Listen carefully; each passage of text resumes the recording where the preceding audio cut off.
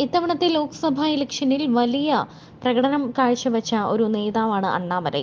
ഒരു IPS-കാരൻ എന്നതിലുപരി ഒരു രാഷ്ട്രീയ പ്രവർത്തകനായിട്ടാണ് ഇന്ന് അണ്ണാമലയെ നമുക്കെല്ലാവർക്കും അറിയാവുന്നത്.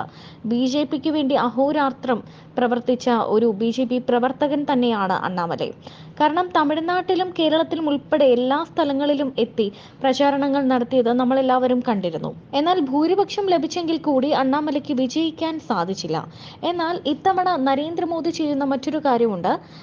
കേരളത്തിലാണെങ്കിലും തമിഴ്നാട്ടിലാണെങ്കിലും തങ്ങൾക്കൊപ്പം നിന്ന് ഏറ്റവും മികച്ച പ്രകടനം നടത്തിയ സ്ഥാനാർത്ഥികളെ അല്ലെങ്കിൽ BJP പ്രവർത്തകരെ ഒന്നും മോദി കൈവിടില്ല എന്നൊരു സംഭവം കൂടിയുണ്ട്. കാരണം ശോഭാ സുരേന്ദ്രന്റെ കാര്യം എടുത്തു നോക്കിയാൽ നമുക്കറിയാം, ആലപ്പുഴയിൽ മികച്ച പ്രകടനം തന്നെയാണ് ശോഭാ സുരേന്ദ്രൻ നടത്തിയത്.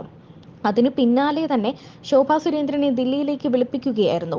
ഉയർന്ന പദവി നൽകാൻ തന്നെയാണ് ഇതെന്നാണ് നമ്മുടെ എല്ലാവരുടെയും വിശ്വാസം. അതുമാത്രമല്ല, സുരേഷ് ഗോപിക്ക് സഹമന്ത്രി സ്ഥാനം നൽകിയപ്പോൾ അതും പെട്രോളിയം, ടൂറിസം തുടങ്ങിയ വകുപ്പുകളുടെ സഹമന്ത്രിയാക്കുകയായിരുന്നു.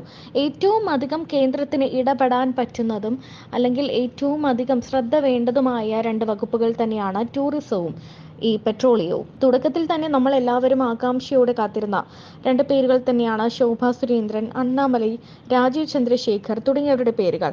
കാരണം ഇവരെല്ലാവരും തന്നെ മത്സരിച്ച് BJPക്ക് വേണ്ടി കടുത്ത മത്സരം കാഴ്ചവെച്ച് തോറ്റവരാണെങ്കിൽ കൂടി വലിയ ഭൂരിപക്ഷം ഉണ്ടാക്കാൻ, ജനസമ്മതി ഉണ്ടാക്കാൻ ഇവർക്ക് സാധിച്ചിട്ടുണ്ട്. അതുകൊണ്ട് തന്നെ കേന്ദ്രത്തിലേക്ക് ഇവരെ കൊണ്ടുവരാനുള്ള നീക്കങ്ങൾ BJP ഉറപ്പായിട്ടും നടത്തും എന്ന് നമുക്കറിയാം. ശോഭാ സുരേന്ദ്രന് വലിയ വലിയ ഓഫറുകളാണ് BJP നൽകുന്നത്. നരേന്ദ്രമോദി നേരിട്ടാണ് അണ്ണാമലയെയും രാജീവ് ചന്ദ്രശേഖറിനെയും സുരേഷ് ഗോപിയെയും ഒക്കെ വിളിപ്പിച്ചിരിക്കുന്നത് എന്നും നമ്മൾ അറിഞ്ഞിരുന്നു. മന്ത്രിസഭാ വികസനത്തിന്റെ രണ്ടാം ഘട്ടത്തിൽ അണ്ണാമലയ്ക്ക് ഒരു പ്രത്യേക സ്ഥാനം അല്ലെങ്കിൽ പദവി നൽകും എന്ന് തന്നെയാണ് പുറത്തു വരുന്ന റിപ്പോർട്ടുകൾ. അണ്ണാമലയെ വിളിപ്പിച്ചിരിക്കുന്നത് അമിത്ഷായാണ്. അമിത്ഷായ്ക്ക് കൃത്യമായ നീക്കങ്ങളുണ്ട്. കാരണം അമിത്ഷാ ശോഭാ സുരേന്ദ്രന് വേണ്ടിയും രാജീവ് ചന്ദ്രശേഖറിന് വേണ്ടിയും സുരേഷ് ഗോപിക്ക് വേണ്ടിയും ഒക്കെ പ്രവർത്തിക്കാൻ അല്ലെങ്കിൽ അവർക്ക് പിന്തുണ അറിയിച്ചുകൊണ്ട് കേരളത്തിലേക്ക് എത്തിയ ഒരാൾ തന്നെയാണ്. അമിത്ഷായുടെ ബുദ്ധിയിൽ തന്നെയാണ് പല നീക്കങ്ങളും ഇന്ന് BJP നടത്തുന്നത് എന്ന് വ്യക്തമാണ്. മോദിയുടെ വലം കൈയായി അറിയപ്പെടുന്നത് അമിത്ഷാ തന്നെയാണ്. മോദി ഒരു പക്ഷേ നാളെ ഏതെങ്കിലും ഒരു സമയത്ത് പ്രധാനമന്ത്രി സ്ഥാനം, ഇപ്പോൾ 75 വയസ്സിൽ പ്രധാനമന്ത്രി സ്ഥാനം മാറുകയാണ്. അങ്ങനെ ഒരു സാഹചര്യം ഉണ്ടായാൽ അടുത്തതായി നമ്മൾ നോക്കുന്നത് അമിത്ഷായെ തന്നെയാണ്. അങ്ങനെയുള്ള അമിത്ഷായ്ക്ക് കൃത്യമായ നീക്കങ്ങൾ, BJP പറ്റി കൃത്യമായ നീക്കങ്ങൾ അമിത്ഷായ്ക്ക് ഇപ്പോഴുണ്ട്.